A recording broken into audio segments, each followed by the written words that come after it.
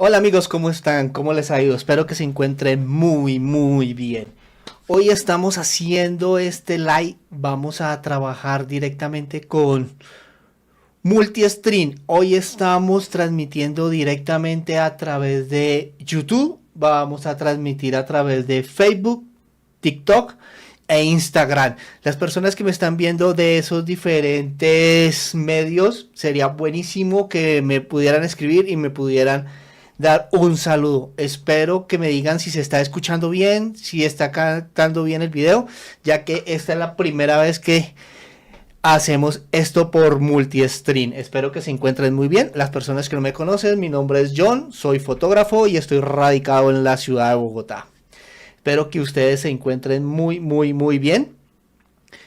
Y hoy estamos aquí en Bogotá, 22 grados centígrados. El clima ha mejorado muchísimo. Ya no están haciendo esos calores tan impresionantes que veníamos sintiendo por estas fechas. Ya afortunadamente ese tema se ha venido controlando. Esperemos que nos vaya muy bien.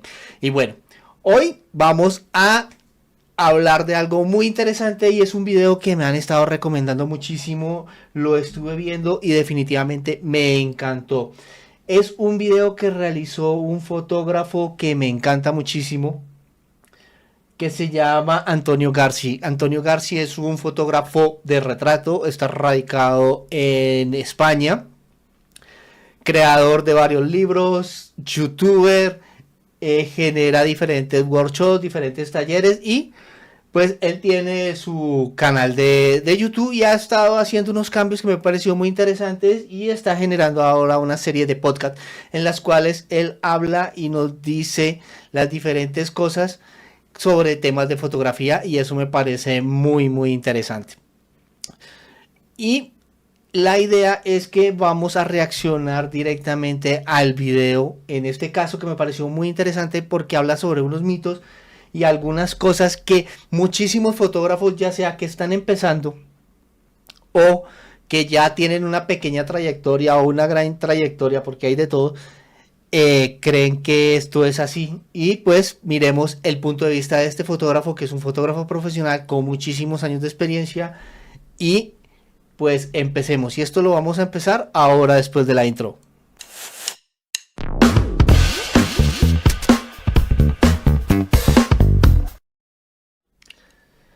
Bueno, ya estamos aquí compartiendo pantalla. Espero que se encuentren muy bien.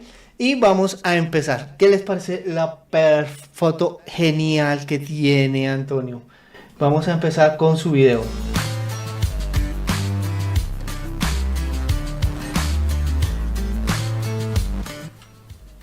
Bueno, este es Antonio Garci. ¿Listo?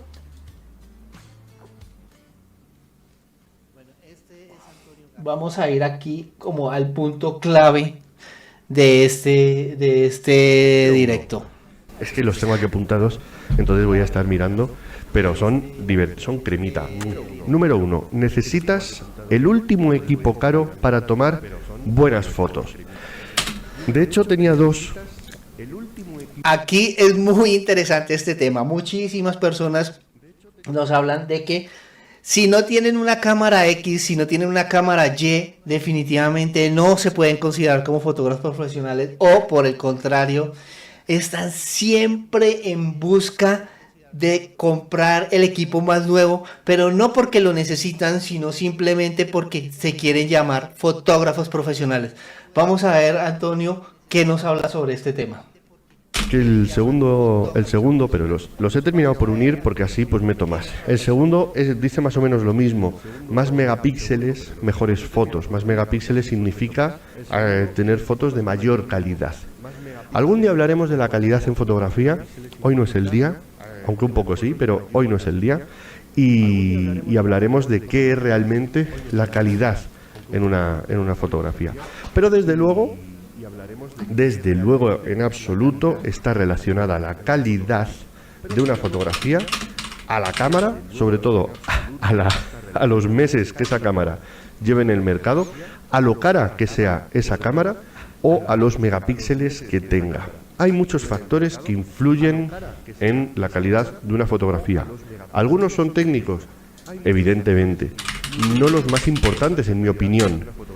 Dependiendo de factores de calidad de una fotografía, como el mensaje, como el acabado, como la propia habilidad del fotógrafo para transmitir lo que se quiere contar en esa fotografía. Esto es muy importante lo que le está diciendo. No porque tienes una cámara, como estuvimos viendo en un video anterior, en el cual les comenté acá, este video sobre las cámaras más costosas que hay en este momento. Bueno, estamos hablando de diciembre del 2023. No por tener una cámara de, si no estoy mal, la más cara costaba en 128 millones de pesos. Esto te va a hacer un excelente fotógrafo o un mejor fotógrafo que un fotógrafo que está trabajando con una cámara, no sé, de hace 5 años y que en este momento cuesta 3 millones de pesos. Entonces, esto es muy muy importante que ustedes lo tengan presente. No porque tengan la cámara más costosa o la cámara que en este momento está en el mercado es lo que te hace a ti mejor fotógrafo. Entonces, continuemos con Antonio. Y la claridad que tengas a la hora de reflejar esos conceptos o esas ideas, puede que algunos parámetros técnicos o algunos parámetros tecnológicos, como ya sí los megapíxeles o la calidad en cuanto a, vamos a decir, rango dinámico, etcétera, tal, pueden ser relevantes, pero no son en absoluto los que marcan la calidad en primer término. Si tú tienes una foto mal contada, más megapíxeles, añadir una cámara de muchísima mayor resolución, con muchas más facilidades de enfoque, con un rango dinámico brutal, o utilizar la última cámara del mercado, lo único que va a hacer es evidenciar que no sabes hacer fotos. Y eso es algo que tenéis que tener siempre muy presente. Esto es muy muy importante. Las cámaras con mayor calidad sí te exigen muchísimo más porque ellas tienen un mayor rango dinámico, tienen la posibilidad de capturar muchísimos más detalles y lo que él dice tiene verdad. Es preferible una fotografía realizada con una cámara un poquito más económica, pero una fotografía bien lograda, buscando lo que realmente estás buscando y no simplemente una fotografía hecha por hacerla así simplemente porque tengo mi cámara. ¿Qué les parece? Déjenme en la cajita de comentarios y sería muy muy bueno que ustedes compartieran conmigo. Hola Kisime Zarate, saludos desde España, muchísimas gracias, saludos de aquí desde Colombia. Estamos hablando sobre un fotógrafo que es espectacular y está radicado en tu país, Camiri Zarate. Continuemos con Antonio. Si tienen alguna pregunta, con muchísimo gusto me la van diciendo y la vamos respondiendo a lo largo de esta transmisión. Tampoco me voy a ir al lado contrario, es decir, la calidad de una fotografía es independiente del equipo que utilices. No quiero pecar de ser acérrimo defensor de con mejor equipo vas a conseguir mejores fotos, pero tampoco quiero ser un outsider, ni quiero ser un cuñado que diga que puedes conseguir fotos excelentes, las mejores fotografías con cualquier cámara. Obviamente sabemos que una cámara no más reciente, sino de mayor gama, nos va a ofrecer más facilidades a la hora de tomar la misma foto y en algunos casos... Esto es muy importante.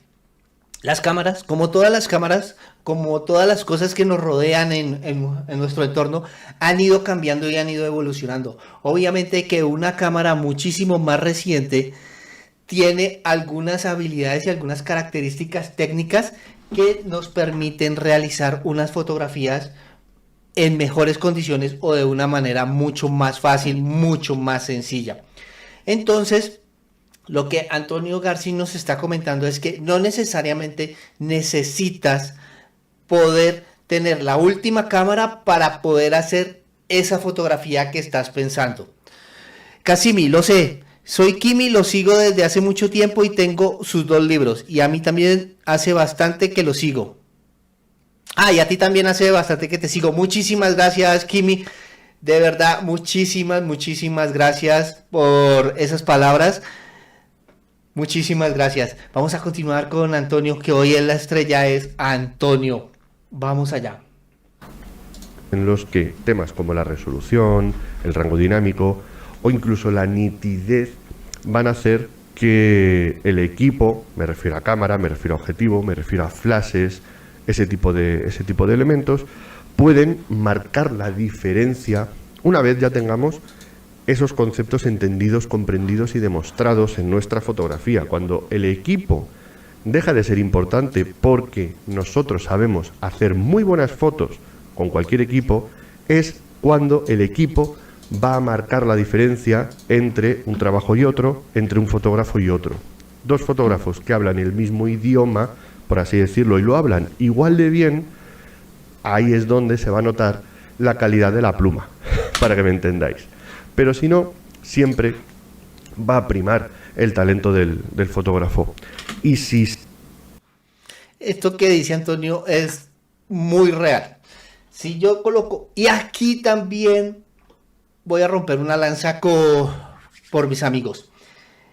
2 fotógrafos los vamos a colocar exactamente en las mismas condiciones, están en el mismo estudio de fotografía. Bueno, yo hablo de estudio de fotografía porque ustedes saben que yo me dedico a las sesiones de fotografía en estudio. Estamos en un estudio de fotografía, les entregamos exactamente 2 cámaras iguales, 2 lentes exactamente idénticos, los vamos a hacer con exactamente el mismo esquema de iluminación, tienen los mismos flash, tienen la misma modelo, pueden tomar las 2 fotografías y nunca van a salir iguales porque la fotografía depende del ojo del fotógrafo, no tanto del equipo. Ya lo que dice Antonio es muy verdadero. Si tenemos 2 fotógrafos en las mismas condiciones, ahí sí podemos ver quién es mejor o quién es peor fotógrafo en algunas oportunidades. Sin embargo, esas cosas que en un momento determinado un fotógrafo dice que está mal porque no siguió las reglas o algo así, tampoco están así, y eso no lo va a hablar Antonio más adelante. ¿Cómo les ha ido hasta ahora? ¿Van contentos? Me parece bien. Entonces continuemos con Antonio a ver qué más nos dice. ¿Sentís que estáis en un callejón sin salida, fotográfico, creativo, etcétera? Intentad antes de ir a aumentar el equipo, para solucionar eso concretamente, aumentad vuestra visión de la fotografía. Intentad ir a exposiciones, intentad aprender de otros fotógrafos. Los libros de obra a mí me parece muy buena ayuda porque nos abren mucho la mente, y si no tenéis Google podéis abrir el buscador de imágenes.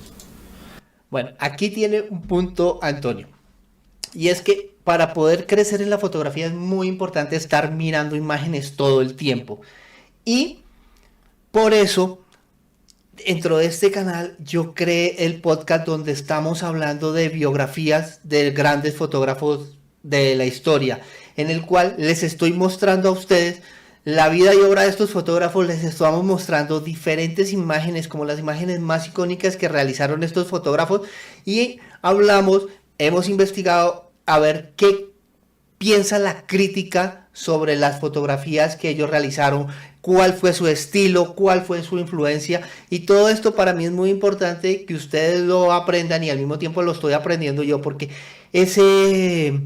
esa parte del canal donde estamos hablando de los fotógrafos y también estamos hablando de grandes fotografías de la historia, son 2 cosas que estamos hablando, que lo estamos haciendo a manera de podcast. Me ha ayudado muchísimo a mí a crecer porque me ha permitido ver estas imágenes de una forma diferente y conocer fotógrafos que realmente yo no conocía, pero que me he dado cuenta que me han influenciado a lo largo de mi carrera. ¿Por qué? Porque son estos fotógrafos que son tan importantes en la historia de la fotografía que uno ya los tiene como grabados en la mente, aunque no sepa exactamente esa imagen que a uno le llama la atención de qué fotógrafo es.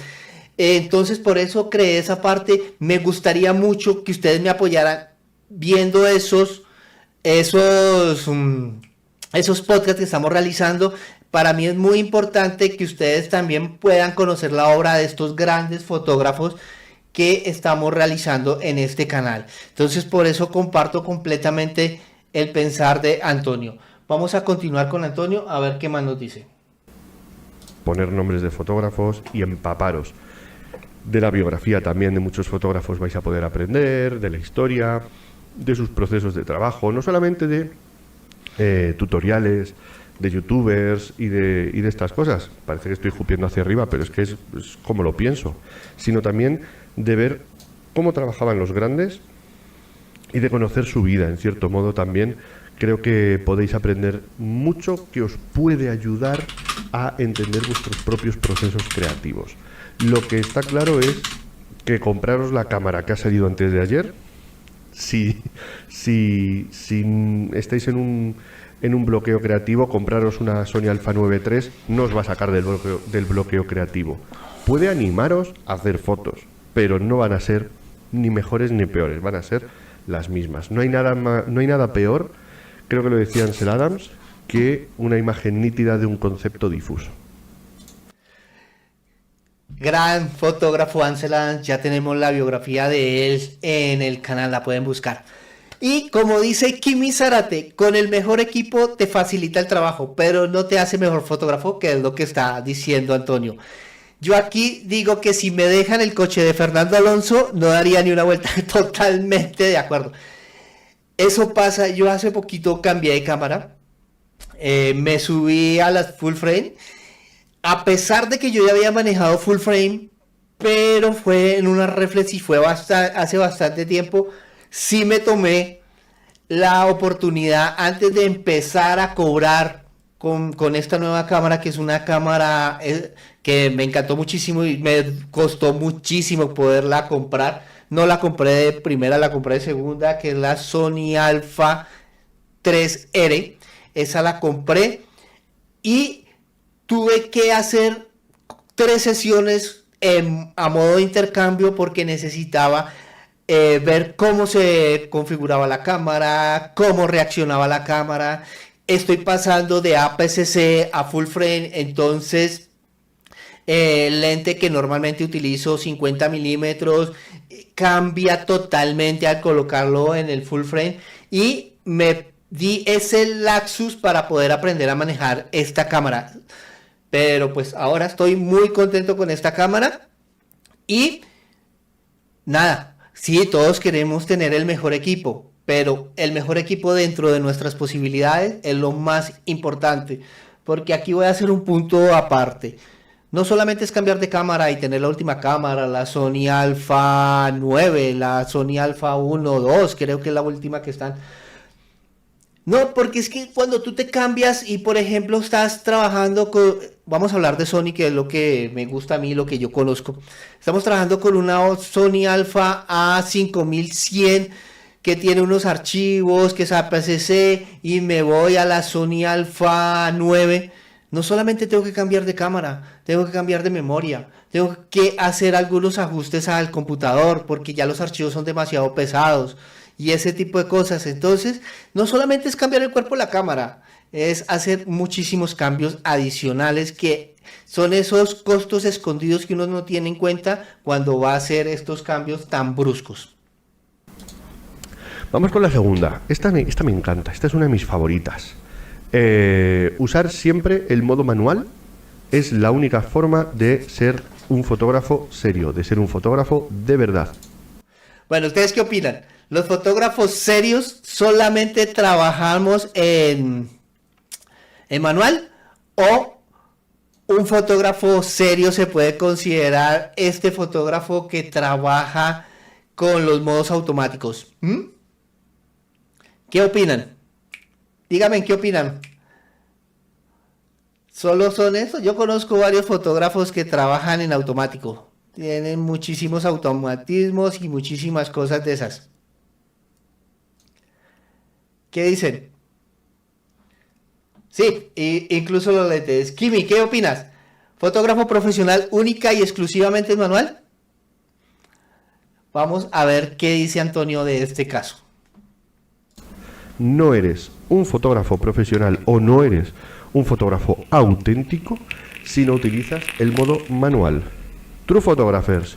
Aquí vamos a ser más sectarios que los fans de Manowar aquí en este podcast. Pues no, evidentemente, como os podéis imaginar, no todos los fotógrafos de verdad utilizan el modo manual, no todos los fotógrafos profesionales utilizan solo el modo manual, y esto es algo que a poco que estés en el mundillo de la fotografía lo sabes y lo tienes asumido. Si no eres... Esto es una verdad que va a incomodar a muchos. Y tiene toda la razón, Antonio. No todos los fotógrafos profesionales trabajan única y exclusivamente en modo manual. Sí es necesario que un fotógrafo conozca su equipo, que sepa el equipo hasta dónde puede llegar, cuánto es capaz de lograr con su equipo, eso sí, y trabajarlo obviamente en modo manual, pero a ojo cerrado, como dicen. Sin embargo, como tiene la capacidad de manejar su equipo y conocer su equipo a cada milímetro, ahí es donde empezamos a manejar los modos semiautomáticos. Como dice Kisi, incluso las lentes, y Kisi Misarate, hay veces que usar los semiautomáticos te ayudan, tienes toda la razón, y son necesarios. Por ejemplo, los fotógrafos de deporte, ellos trabajan con los automatismos. Los fotógrafos de bodas, yo conozco muchos fotógrafos de bodas que trabajan en automatismos. He conocido fotógrafos que también trabajan con los automatismos en la fotografía de retrato.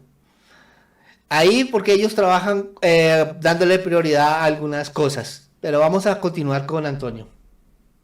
Sí, en exteriores en condiciones cambiantes, totalmente de acuerdo. Aquí estuvimos, bueno, los días anteriores estuvimos con un día súper soleado, casi no había nubes, ustedes lo pueden ver aquí en Colombia. Automáticos nunca, ok. Pero, por ejemplo, el día de hoy, que es un día a 22 grados, tenemos una gran nubosidad. Esas nubes se corren y yo estoy preparando la foto y totalmente me cambian las condiciones de la luz. Por eso son importantes manejar los semiautomatismos. Bueno, no, aunque vamos a ver qué dice Antonio de tener la cámara totalmente en automático. Este es uno de ellos y crees de verdad, de una forma sincera, tú miras en tu corazón y piensas que solo se puede hacer fotografías de verdad utilizando el modo manual de tu cámara, y que si pones los modos automáticos o semiautomáticos realmente la foto no la estás haciendo tú, sino que la está haciendo un ingeniero en Japón, pues tienes un problema. La traducción a esto sería que la foto no la hace un ingeniero en Japón, la haces tú, pero con los modos semiautomáticos tienes todo el potencial de esos ingenieros japoneses. Hablo de ingenieros japoneses porque casi todas las cámaras son japonesas. Tienes pequeños ingenieros diminutos japoneses viviendo. Esto no es que los japoneses sean muy pequeños, estoy haciendo un símil, una comparación, ¿vale? No os lo toméis mal. Miles de ingenieros japoneses en miniatura viviendo dentro de tu cámara, esperando tus órdenes. Están ahí deseando hacer cálculos por ti. Y tú lo desprecias, pones el modo manual y dices, no, iros a la mierda. O sea, lo has pagado toda esa ingeniería, toda esa investigación y desarrollo, has pagado cámaras que hacen cálculos muchísimo más rápidos de los que puede hacer el ser humano, y tú lo desprecias porque piensas que si no, no eres fotógrafo. Bueno, pues hay... Bueno, esta teoría viene sobre todo de cuando trabajábamos con la fotografía análoga. Ahí sí era, aunque las cámaras tienen automatismos, sí por lo regular lo manejaban en modo manual. Y cuando empezaron a salir esas cámaras automáticas, las pequeñitas, que solamente era de disparar, pues muchos decían que no, que eso realmente no eran fotógrafos los que estaban trabajando. ¿Listo? Pero lo que dice Antonio tiene toda la razón, y es que las cámaras, como lo dijimos al principio, tienen muchísima tecnología en este momento. hay unos desarrollos brutales de procesadores, desarrollos brutales en temas de cómo van a procesar las imágenes, cuántos megapíxeles, por qué los megapíxeles, la forma de los megapíxeles. Bueno, todo eso es algo muy, muy importante que al no utilizarlo en un momento determinado podemos estar malgastando la plata que hemos invertido en esas cámaras. Continuemos con Antonio. Allá, tú. En todos los modos, el manual, los semiautomáticos, llamo semiautomáticos, para mí me gusta llamar los modos automáticos, prioridad a la velocidad de obturación, prioridad a la apertura, el modo programado, todos estos modos realmente están diseñados para ayudarnos a conseguir fotografías, vamos a decirlo así, más sólidas, más coherentes entre sí, en escenarios que pueden cambiar y en la que pues nosotros vamos a decidir uno de los parámetros en base al resultado que queramos. Uno de los modos, por ejemplo, en mi caso que más suelo utilizar es la prioridad a la apertura, porque yo decido o me ayudo a decidir en cierto modo cuál es el desenfoque que busco en mis fotos. Y a partir de ahí le dejo a la cámara el criterio de decidir cuál es la velocidad de obturación óptima para la exposición que yo quiero. Esto además implica, contrariamente a lo que mucha gente piensa, que los modos automáticos o semiautomáticos puede hacer fotos cualquiera o es muchísimo más fácil. Kisime, tienes toda la razón. Yo creo que tenemos que aprovechar toda la tecnología que hemos pagado, pero sin que la foto la haga la cámara sin nosotros.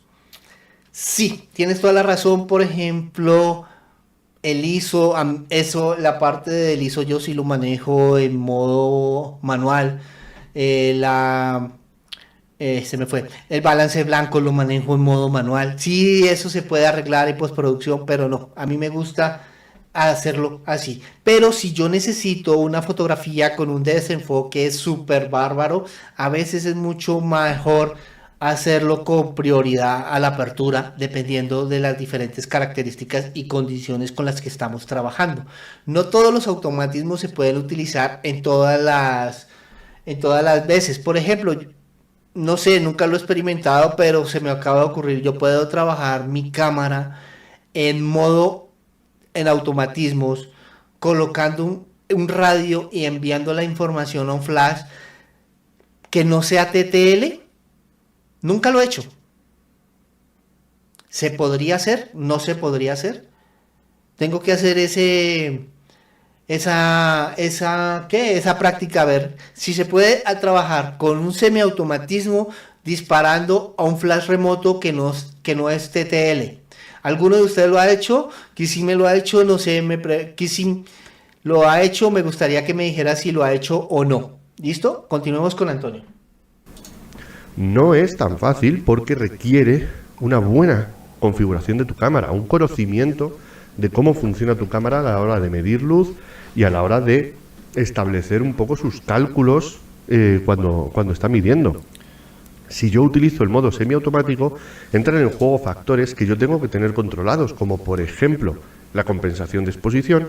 Si estoy utilizando flash, la compensación de flash, porque también puedo utilizar el flash en modo automático, en modo TTL, y sobre todo y muy importante, los modos de medición.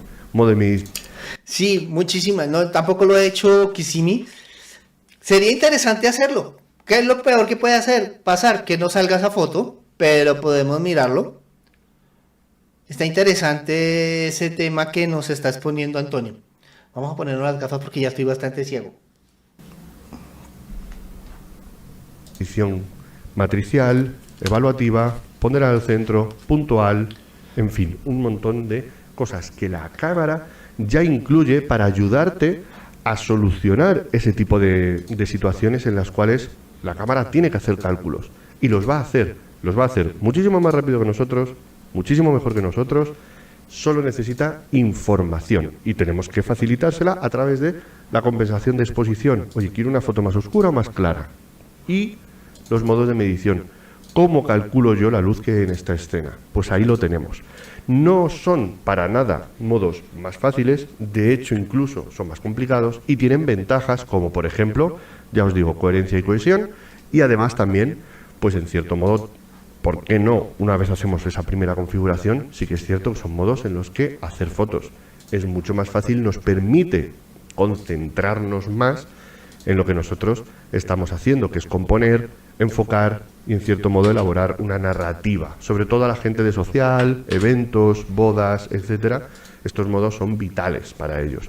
Yo, por ejemplo, que de vez en cuando hago fotos de making, hago fotos de, pues bueno, de talleres, etcétera, pues me viene muy bien, me viene muy cómodamente y para nada, en ningún momento en el que nadie ponga la cámara en automático, va a venir el dios de la fotografía a quitarte el carnet de fotógrafo, no va a venir Hacienda a darte de baja de autónomos. Ya quisiéramos muchos, en fin. Vamos al tercero. El tercero también es un melón que vamos a abrir. Hoy estamos abriendo melones. Hoy posiblemente me haga muchos enemigos. Ya lo voy adelantando. Pero bueno, yo qué sé, al final llegamos a un momento en el que, pues si te pica, míratelo. Pero bueno, vamos con el tercero. El uso del flash arruina las fotos. Utilizar un flash hace que la foto no quede natural. Yo es que soy de luz natural. O sea, habéis oído esto, ¿verdad? Habéis oído esto. Bueno, aquí muchísimas de las personas que nos ven odian el flash. Muchos, por varios odian el flash. Pero puede ser por desconocimiento, puede ser porque no lo saben utilizar, puede ser porque no tienen la capacidad económica para comprar un flash, no lo sé. Entonces, vamos a ver qué nos comenta el gran Antonio sobre el tema del flash. bueno. Esto de que el flash se carga la autenticidad de la fotografía, sobre todo cuando, pues, en fotos de exteriores, etcétera, no solamente es erróneo, es totalmente falso y además denota que no solamente no sabes utilizar un flash, sino que no sabes para qué sirve un flash. Tiene toda la razón. Muchísimas veces, en algunas oportunidades, rechazan las cosas simplemente porque no las saben utilizar. Quisime, yo tampoco utilizo TTL como dice otro gran fotógrafo de aquí, John Hernández. Odio el TTL y para mí en estudio no lo utilizaría. Sí, claro, John también, yo lo sigo muchísimo. Vamos a sacar otro directo con videos de John Hernández que me parece interesantísimo, sobre todo esos videos que hace con las sesiones de desnudo implícito, que los lleva ahí al máximo para poderlo realizar en las transmisiones de YouTube. Vamos a hablar con pues Antonio García y otros fotógrafos, muchísimos fotógrafos que por lo que he visto muchos fotógrafos de España son demasiado buenos o tienen la posibilidad y les gusta el tema de las redes sociales, que eso es otro tema también. Tenemos muchos fotógrafos muy buenos aquí en Sudamérica o América Latina y no les gusta mucho el tema de mostrar su trabajo en redes sociales o hacer canales de YouTube. Son muy pocos, norteamericanos muchos, europeos muchos y bueno. También aquí he visto algunos fotógrafos colombianos que están haciendo algunas cositas en TikTok. Bueno, son algunas cositas interesantes en alguna medida, pero bueno, vamos a continuar. Yo tampoco trabajo TTL con los flash Kimi, perdón, te he estado poniendo apodos todo el día. Kimi, tampoco trabajo con TTL, trabajo con exposímetro y entonces me gusta utilizar todo. La luz principal a tal potencia, la luz secundaria a tal potencia, todos los rellenos, todo eso lo tengo muy milimetrado. Por eso no utilizo tanto el TTL. ¿Listo? Vamos a continuar con el gran Antonio. El flash es ese dispositivo que o bien montado encima de la cámara o bien añadido de un modo lateral o bueno, externo a la cámara, comunicándose mediante disparadores, nos va a añadir luz adicional de un destello y de un golpe. A mí me hace mucha gracia porque se demoniza mucho el flash, pero no sufre el mismo desprecio la luz continua, que siguen siendo los dos fuentes de luz artificial. Sí, he visto que también muchos se sienten muy cómodos utilizando las luces LED, este tipo de luces. Sí, me parece muy interesante. De pronto, por lo que es una luz mucho más fácil de controlar, es una luz que podemos ver cómo está incidiendo la luz. Sin embargo, como hay dos tipos de flash, el flash de estudio que tiene la luz modeladora o la luz de modelado, en la cual me permite ver cómo está cayendo la luz o cómo está incidiendo la luz del flash en esta fotografía, y los otros flash que son los flash de speedlight, que esos sí no tienen luz y toca como a ojo mirar cómo está cayendo, tomar la fotografía, organizarla, volver a tomar la fotografía. Es un poquito más laborioso, pero en ambos casos, como dice Antonio, sí estamos trabajando con luz artificial.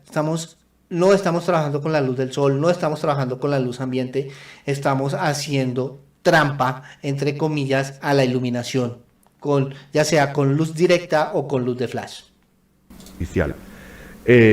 Obviamente el problema es que el flash tiene unas circunstancias, vamos a decir, independientes, que son el destello, que hace que sea absolutamente poco intuitivo cuando lo estamos disparando, los speedlight, potencia acumulada.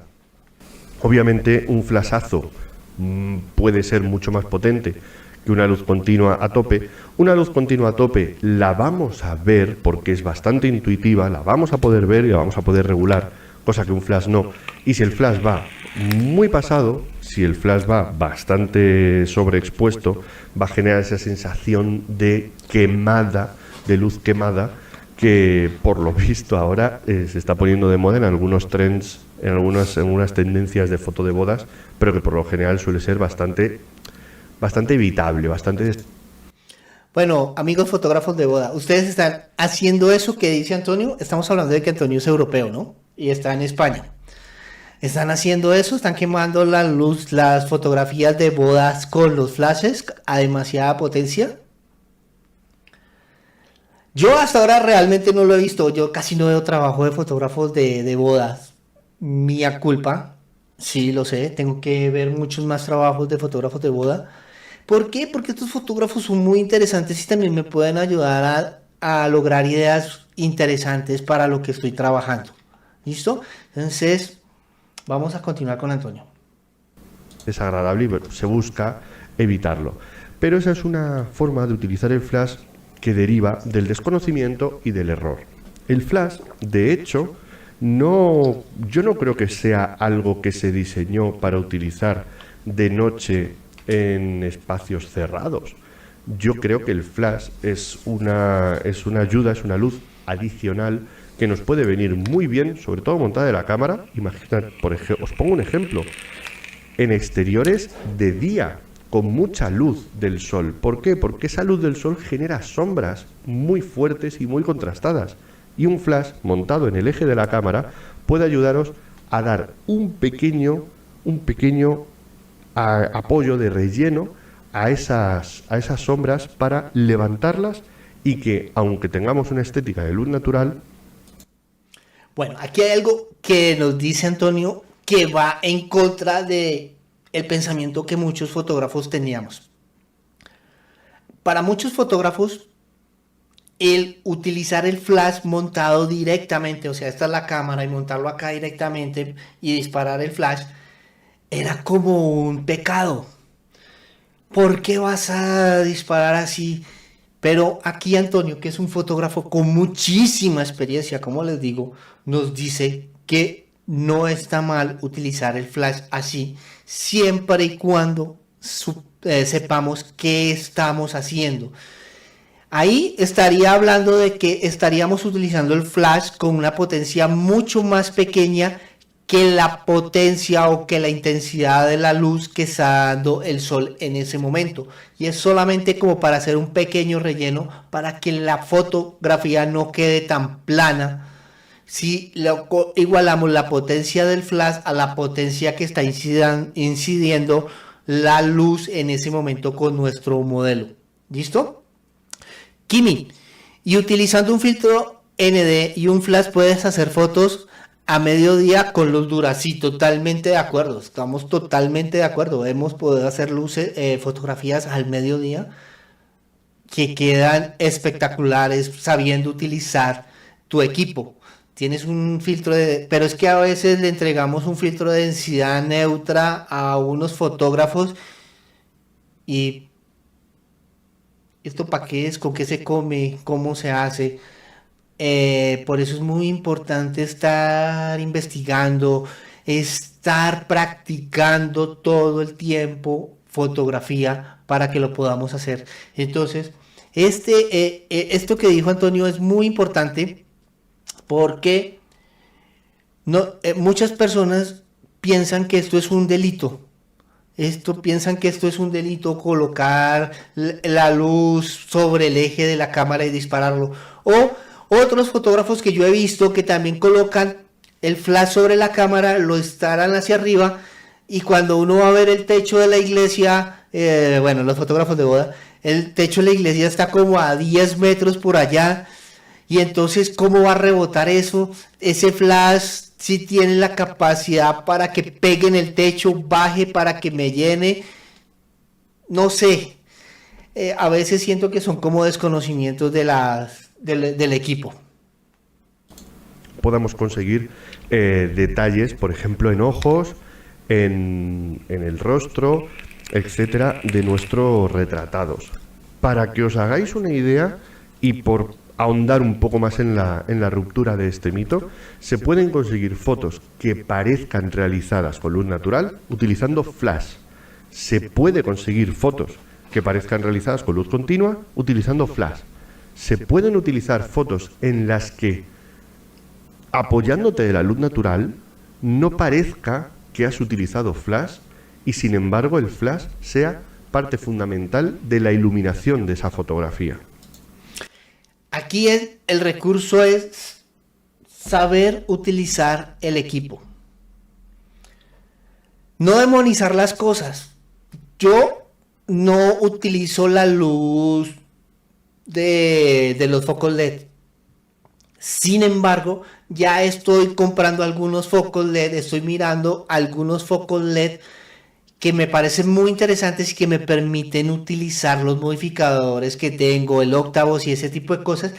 Estoy ahorrando para comprarme esos focos para poder hacer fotografía con luz continua, que va a tener unas ventajas frente a la fotografía que hago con flash, sobre todo con los temas de sincronización.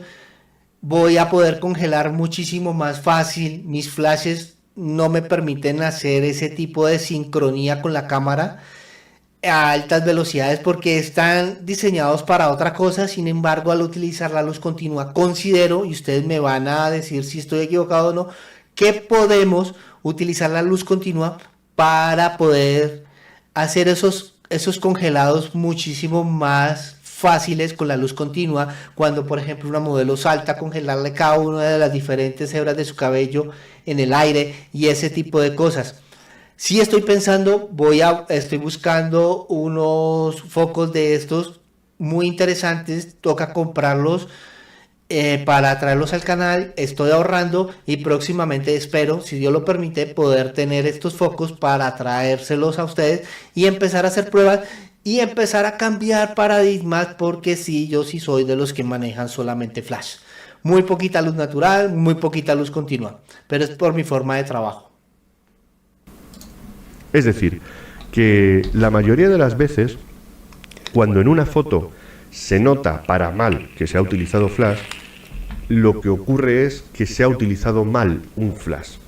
Cuando en una foto vemos que no se nota la utilización de un flash, sino que lo que prima es que hay una buena luz, que se está contando todo lo que se quiere contar, etcétera, significa que se ha utilizado bien el flash.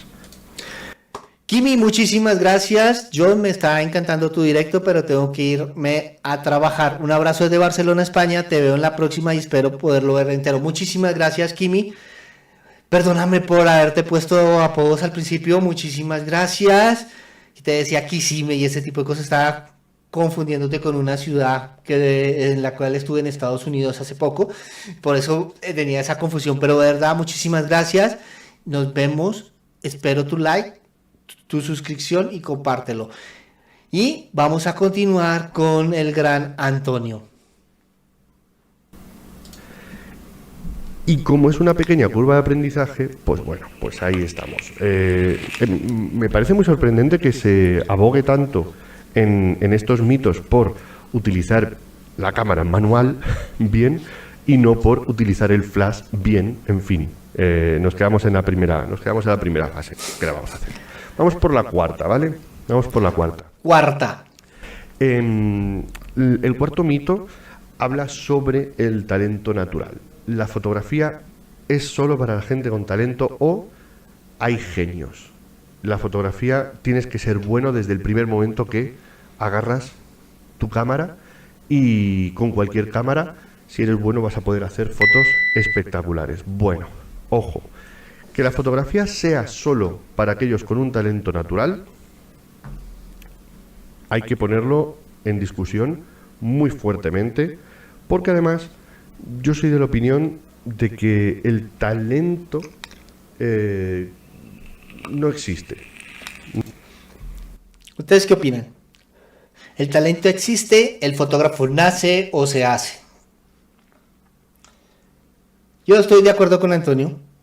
El tema de la fotografía se aprende, se practica, y lo más importante en un fotógrafo, para que sea bueno, para que tenga las cosas mucho más claras, es el conocimiento que él tiene y la educación que él tiene. ¿Cuántas imágenes ha consumido? ¿Qué imágenes ha consumido? Ese tipo de cosas para mí son más importantes porque le ayudan a crear su propio estilo. No sé, vamos a ver, Antonio, ¿qué opina? No existe, lo voy a decir, ya lo he dicho, el talento no existe. Lo que nosotros identificamos muchas veces por talento no es ni más ni menos que una sucesión o una acumulación de factores, como pueden ser ambientales, socioculturales. La persona ha tenido acceso a una cultura y a un nivel cultural mucho mayor que a lo mejor el resto. Factores de estudio, factores de práctica, factores de trabajar y de esforzarse. Y sobre todo, al final, una preocupación, una pasión y un amor por lo que está haciendo. De ahí se denota la preocupación. Es decir, el preocuparte de lo que estás contando, de tu mensaje, ser, en cierto modo, cuidadoso con la fotografía que estás haciendo y valorarla de una forma realista, es lo que te va a hacer mejor fotógrafo. Y eso lo consigues con conocimiento, con cultura visual, con un desarrollo, en cierto modo, del ojo fotográfico. Era lo que yo les estaba diciendo sobre el consumo de las imágenes que tiene cada persona, que le ayuda a crear su propio estilo, le ayuda a ver cómo está haciendo las cosas, por qué está haciendo las cosas, por qué hace un posado de tal forma, por qué elige unas texturas, por qué elige una colorimetría, qué dentro de su cultura, qué significan estos colores, para qué sirven estos colores. Por ejemplo, no sé, hoy estaba oyendo un podcast sobre el tema de la cultura asiática, y para ellos el rojo, a diferencia para nosotros el rojo, para ellos el rojo es como la venganza, ese tipo de cosas, mientras que para nosotros la cultura occidental el rojo es la pasión, el amor, la seducción, ese tipo de cosas. Para ellos es la violencia, la venganza. Entonces, dos fotografías en rojo, una fotografía en rojo vista desde esa cultura les da un significado, y esa misma fotografía vista en otra cultura tiene otro significado totalmente diferente. ¿Ok? Y con mucha prueba, mucho error y mucho esfuerzo. Y eso también, obviamente, deriva del amor y de la pasión. Si tú eres un apasionado de la fotografía, vas a querer hacer fotos todo el rato. Hacer fotos todo el rato te va a ayudar a desarrollar un criterio mucho más específico, mucho más correcto, mucho más exacto de qué funciona y qué no funciona para ti, con lo cual vas a desarrollar tu propia forma de mirar y tu propia forma de ver tanto tu trabajo como el de los demás. De ahí vas a sacar todas las enseñanzas y todos los recursos para seguir practicando, y si sigues practicando, cada vez vas a afinar mucho más el tiro. Hablar de que no es necesario aprender fotografía en escuelas, porque hay gente con un talento natural, es en algunos casos presuntuoso y en otros voy a llamarlo perezoso, sí, vamos a llamarlo perezoso. Tiene toda la razón. Yo he visto muchísimos fotógrafos que hablan del tema de que para ellos, que ellos se formaron solos, que ellos aprendieron solos, que llegó el Espíritu Santo así los invadió y se volvieron fotógrafos. Pero esos pueden ser los mismos fotógrafos que reniegan del flash, pueden ser los mismos fotógrafos que reniegan de la edición, pueden ser los mismos fotógrafos que no quieren utilizar o reniegan de los filtros de densidad neutra, de los filtros polarizador, del filtro UV. O también pueden ser esos fotógrafos que uno los ve y uno dice, esta fotografía está mal elaborada, esta fotografía está mal hecha. Y entonces ellos te dicen, ok, no, la fotografía no está mal hecha, es mi fotografía, es mi percepción, tienes que respetar. Y uno dice, pero esta fotografía es una cosa mal hecha, está mal enfocada, no hay puntos de interés, no hay colorimetría. Entonces ellos se enojan y dicen, no, lo que pasa es que esta fotografía es un estilo único que tú eres demasiado atrasado y no lo puedes entender. No sé si les ha pasado.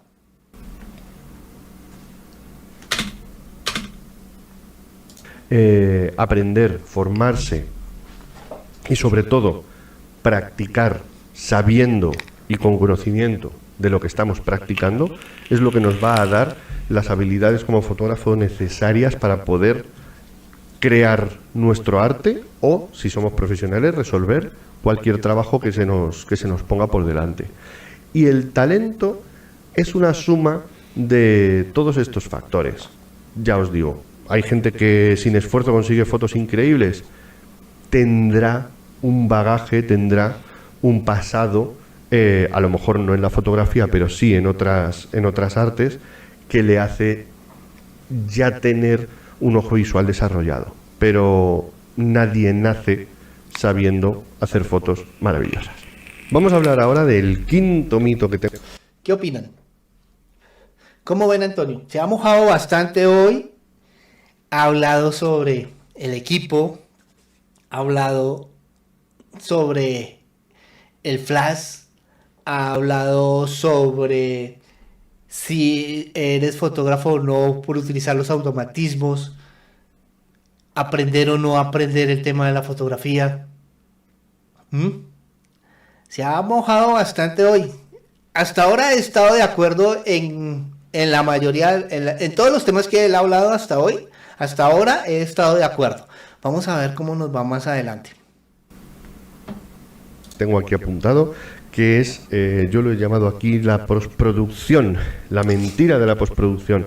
Si retocas tus fotos en Photoshop, estás mintiendo, estás engañando, estás haciendo algo que no es fotografía. Bueno, Photoshop.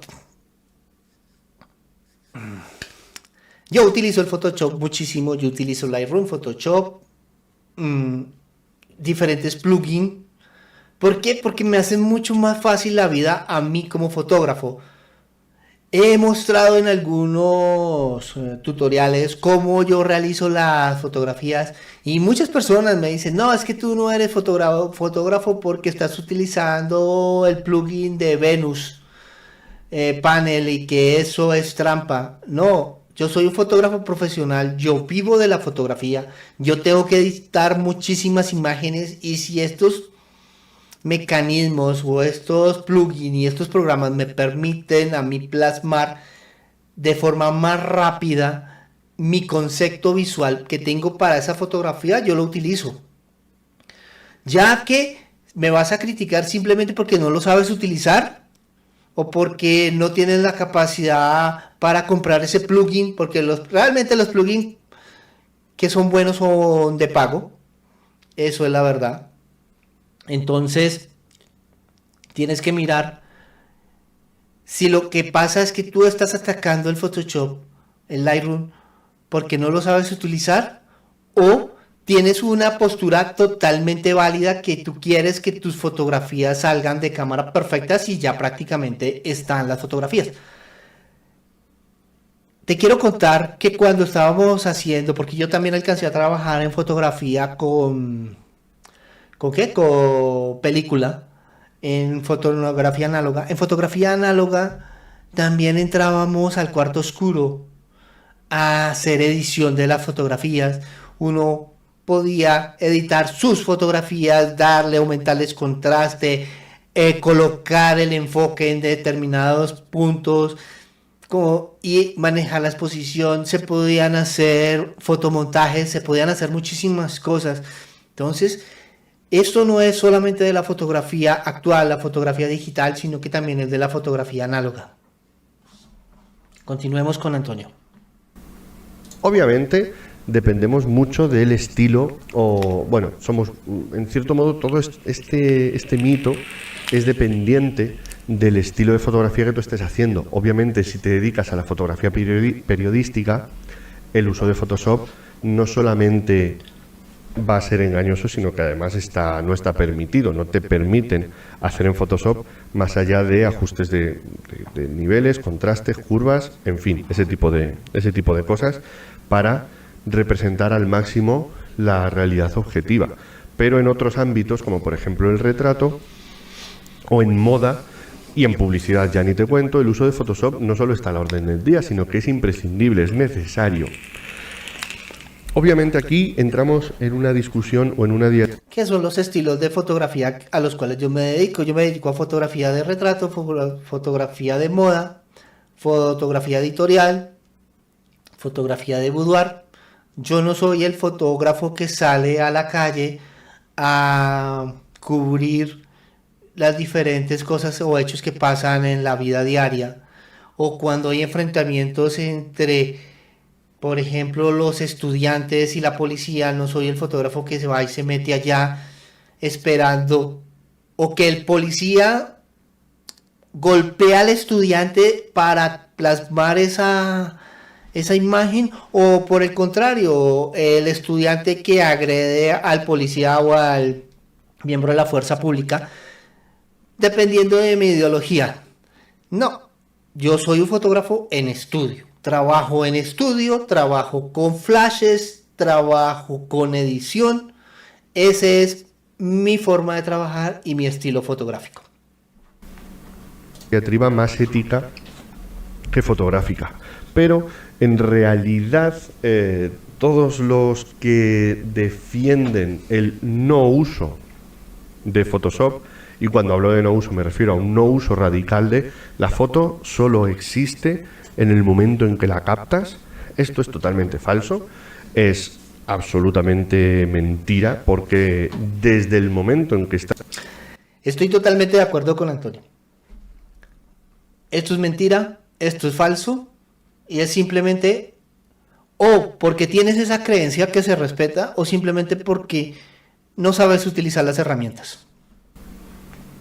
Estás apretando el disparador, ya estás alterando la realidad y ya estás configurándola a tu propia forma de mirar y a tu propia forma de ver.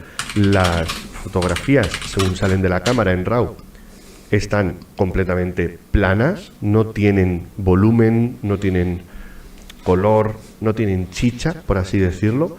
Y si lo que utilizas es el JPG, ese JPG ya viene cocinado en la cámara, ya viene procesado en la cámara. Entonces, tampoco es del todo cierto que esa fotografía sea fotografía auténtica, true, porque podemos hacer cualquier tipo de barrabasada en nuestra cámara para configurarla y obtener una imagen completamente irreal. Y esto, al final, lo sabemos todos, es así. ¿Qué podemos hacer?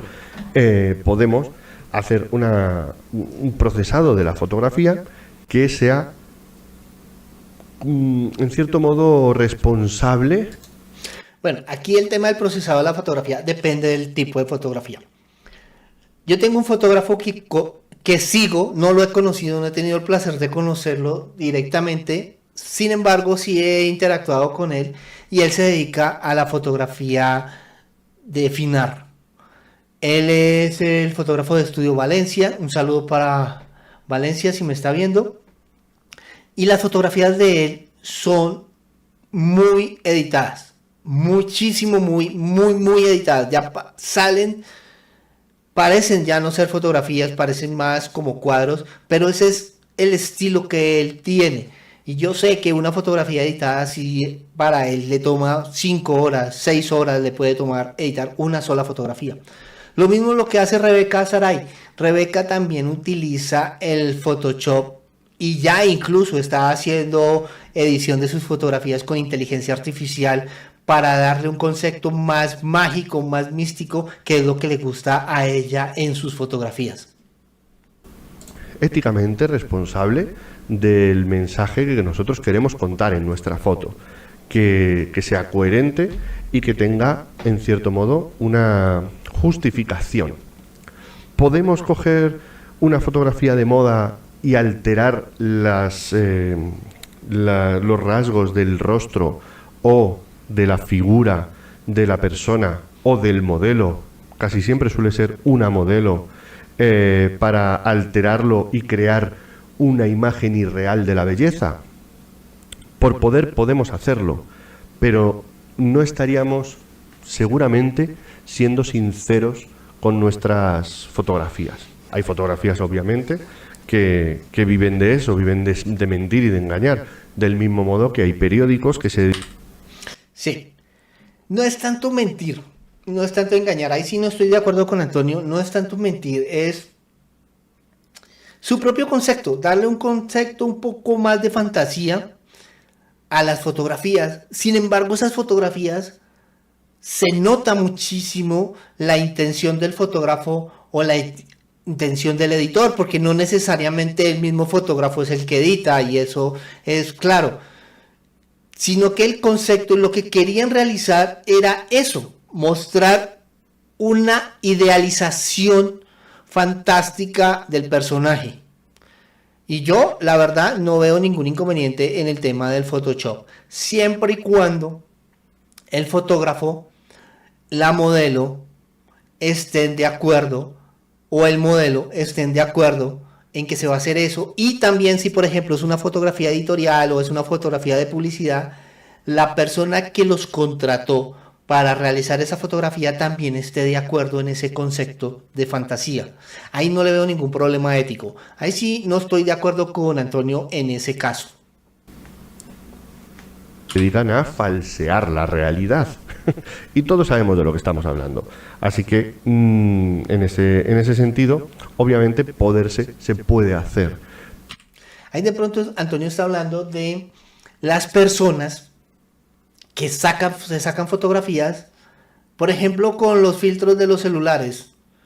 Yo conozco muchísimas personas que se sacan fotografías, se sacan videos, hacen videos y ellos sí falsean la realidad. Y ya es como un problema psicológico que tienen, porque ellos no suben ninguna imagen sin que esté con esos filtros y no se muestran al mundo, solamente se muestran a través de las redes sociales, porque esos filtros fotográficos son los que les permite idealizar su belleza. Conozco casos bastante graves de personas que tienen ese problema. Ellas editan las fotografías, las retocan y no salen a ninguna parte, o si salen a la calle se esconden con una gorra, con unas gafas oscuras para que nadie los reconozca, para que no se rompa como esa magia, entre comillas, de que esa persona es así de bella.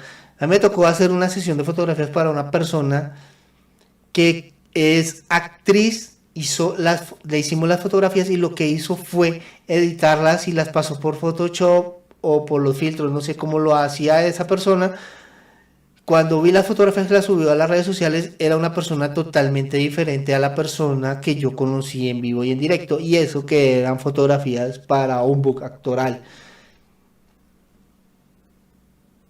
Ahí no sé ustedes qué opinan. Continuemos con Antonio. Pero nosotros deberíamos también tomar esa decisión de qué estamos contando con nuestras fotografías y hasta qué punto estamos limpiando una imagen para que nuestro mensaje tenga más fuerza, o estamos cambiando el mensaje y transmitiendo otro más, vamos a decir, más artificial, o incluso en algunas ocasiones más perjudicial para la gente en general. Así que bueno, en cierto modo, esta discusión o este mito de Photoshop sí, Photoshop no, es bastante estéril. El que necesite hacer retoque en sus imágenes, que lo haga, y que no acepte ningún comentario de nadie que le diga que esa foto no es una fotografía. Y estoy hablando incluso de meterte en los terrenos de la fotoilustración. Si lo que quieres es hacer algo irreal de forma notoria y tu mensaje es ese, pero no estás transmitiendo, vamos a decirlo así, falsos estereotipos irreales de la belleza, porque es evidente que cuando traspasas una línea de fantasía, de colores, de maquillajes muy extremos o incluso de escenarios y de fotomontajes, estamos huyendo radicalmente de cualquier resquicio de verdad, y nada debería ser juzgado bajo los cánones de la realidad. Pero eso para mí sigue siendo una fotografía, con tintes más artísticos, con tintes más creativos, apoyándote en técnicas de ilustración o incluso de inteligencia artificial, vamos a decirlo así. Pero para mí eso sigue siendo una fotografía, porque es una imagen que se ha captado con una cámara, al menos parcialmente. Y para mí eso es suficiente para denominar la fotografía y para que tenga el mismo valor que puede tener una imagen fotográfica que no esté retocada con Photoshop. Así que no os confundáis, y si vuestra foto requiere Photoshop, dadle, pero pensad siempre en si esa fotografía está contando lo que vosotros queréis o se os está yendo la mano. Y esto con Photoshop a veces ocurre bastante. Bueno, para las personas que están llegando apenas a este directo, les quiero contar que estamos haciendo un directo en el cual estamos mostrando un video que hizo el gran Antonio Garci, hablando sobre diferentes mitos que se tienen en el tema de la fotografía, que él se ha dado cuenta, y que erradicando esos mitos, él se ha hecho mejor fotógrafo. Por eso es muy importante que las personas que están en este momento aquí en el directo, y las personas que están viendo a través de Facebook, Instagram, TikTok, se suscriban al canal, me den like y interactúen con esto, ya que es muy importante conocer su opinión, porque Antonio se está mojando y está diciendo las cosas como son, sin miedo a que lo critiquen y sin miedo a ese tipo de cosas. Hasta ahora he estado totalmente de acuerdo en unos aspectos. Solamente hay uno en el cual no estuve de acuerdo, que es el tema del Photoshop, y vamos a continuar con Antonio.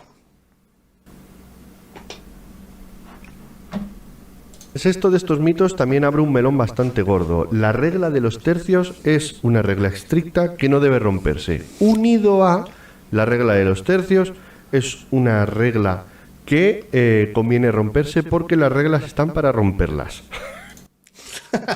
La regla de los tercios, la composición áurea, todo ese tipo de cosas. Muchísimas personas, yo he conocido personas que ven la fotografía y tienen prácticamente como la plantilla de la regla de los tercios, se la colocan encima de la foto. No, esta fotografía no sirve porque el ojo que destaca no está sobre el punto fuerte superior izquierdo, y entonces esta fotografía no sirve. Otros, por el contrario, toman una fotografía y así, miren, así. Esta es la fotografía. Y para ello, ¿y por qué tomo la fotografía así? No, lo que pasa es que yo soy cansado, yo conozco todas las reglas y las estoy rompiendo en este momento porque mi concepto es así. Vamos a ver qué nos dice Antonio. La regla de composición, amigos. El caballo de batalla. ¿Hay que seguirlas o hay que romperlas? A mí me dijeron que había que seguirlas, pero luego me vino uno y me dijo que había que romperlas. Entonces, yo no tengo claro si tengo que seguirlas o tengo que romperlas. Una foto buena es la que tiene las reglas, la que sigue las reglas o la que las rompe. Pues ni una cosa ni la otra. Tengo un amigo que desde aquí le mando un saludo a Abel. Pronto pasaremos a gente por el Saludo, por el Abel. podcast, por el programa y tendremos algunas charlas con varios compañeros, entre los cuales estará el amigo Abel Castro, que tiene una frase que es de mis favoritas: las reglas no se pueden romper porque no puedes romper algo que no existe. Bueno, esto también es discutible, ¿eh? Ojo, esto también sería una forma de sería una forma de un mito fotográfico que habría que desechar o habría que romper. Yo aquí también me enfrentaría a él. No es que las reglas no existan, pero es quizás un error o un atrevimiento llamarlas reglas. La regla de los tercios, por irme a un ejemplo concreto, y esto lo podemos extrapolar al resto de reglas que existen en fotografía. La regla de los tercios deriva de cómo el cerebro procesa las imágenes. Es decir, cuando nosotros estamos en la realidad, el cerebro intenta partir, seccionar lo que está viendo para poder entender mejor el medio que le rodea. Somos animales y el cerebro intenta darnos información para sobrevivir. Entonces, cuando tenemos delante una imagen, una fotografía, el cerebro aplica las mismas normas para entender qué es lo que está viendo y en ese sentido sentirse de un modo o de otro con respecto a lo que está viendo. La sectorización en tres, tanto horizontal como vertical, es una acción refleja, es un acto que realiza el cerebro para analizar las imágenes y lo hace en tres partes. No lo hace en tres partes exactas, de hecho, lo hace en tres partes cuyo centro suele ser más pequeño que los laterales, porque se concentra más en el centro. Sería algo así como la proporción áurea, para que me entendáis. Entonces, sí que es una guía útil colocar en ciertos momentos algunos elementos en una disposición que facilite que cuando el espectador está viendo la foto, parta la imagen y darle en cierto modo en nuestra fotografía la imagen ya partida. Es como para que las personas tengan más facilidad de leer la imagen y visualmente sea mucho más atractiva y más agradable. Para eso es que sirve el tema de las reglas de los tercios, la proporción áurea y todas las diferentes reglas de composición que nosotros tenemos. Hay algunos que la siguen a rajatabla, bien, me parece bien, pero hay otros momentos en los cuales la fotografía por sí misma te exige que no llevemos el tema de la regla de los tercios. Es algo que es muy delicado y realmente depende del concepto fotográfico que tenga cada uno y del ojo del fotógrafo que tenga. O una guía de esa partición, porque de este modo el cerebro se va a sentir mucho más cómodo analizando la imagen, partiéndola y encontrando los puntos de atención justo donde caen las particiones, por así decirlo. Entonces, ahí tenemos un uso, vamos a decir, correcto, vamos a denominarlo así. Ahí tendríamos un uso correcto de la regla de los tercios. Pero en ocasiones también funciona mucho porque nos da efectos diferentes romper esa regla. Sería algo así como colocar un elemento favoreciendo una partición de la imagen en el cerebro del espectador en dos en vez de en tres, o rompiendo completamente todas esas disposiciones y colocar un elemento absolutamente alejado, el elemento de mayor atención absolutamente alejado de las líneas de corte, o muy centrado, que ahí entraríamos también en otras reglas. Podemos conseguir efectos muy interesantes que favorezcan mucho la potencia del mensaje que nosotros queremos transmitir rompiendo esas reglas. Pero llamarlo reglas implica que hay que cumplirlas o que romperlas. Y en general no ocurre ninguna de las dos cosas. Las reglas hay que entenderlas. Y entenderlas presupone saber de dónde vienen. Vienen, ni más ni menos, que de la forma en la que el cerebro procesa las imágenes que está percibiendo a través de los ojos. Si nosotros entendemos que las reglas de composición en gran medida derivan de un análisis de cómo el cerebro procesa las imágenes, vamos a poder ir al meollo del asunto, es decir, vamos a poder entender y configurar la forma en la que el espectador está procesando nuestras imágenes.